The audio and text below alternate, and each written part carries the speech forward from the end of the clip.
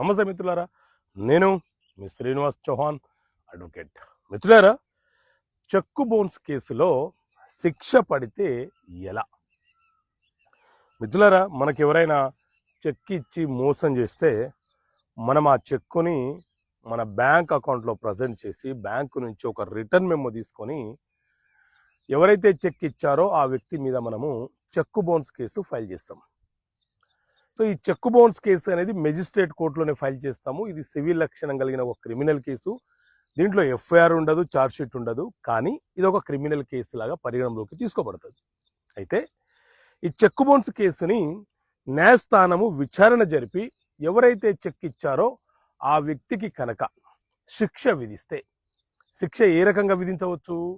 నష్టపరిహారం చెల్లించమని చెప్పవచ్చు, లేదా కొన్ని నెలలు లేదా సంవత్సరం కాలం పాటు జైలు శిక్ష అని చెప్పి తీర్పు రావచ్చు, లేదా ఫైన్ చెల్లించమని చెప్పి కూడా న్యాయస్థానము తీర్పు ఇవ్వవచ్చు.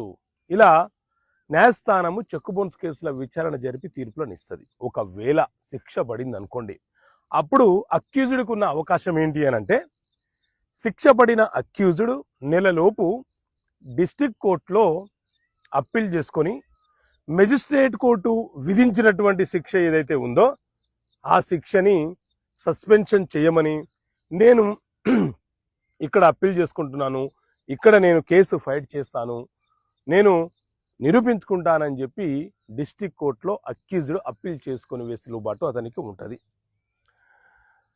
ఒకవేళ శిక్ష పడకుండా కేసు డిస్మిస్ అయిపోయింది అనుకోండి, అప్పుడు కంప్లైనెంట్ ఏం చేయాలి అని అంటే, కంప్లైనెంట్కు ఉన్న అవకాశం ఏంటి అని అంటే డైరెక్ట్గా హైకోర్టులో అప్పీల్ చేసుకునే వెసులుబాటు అతనికి ఉంటుంది.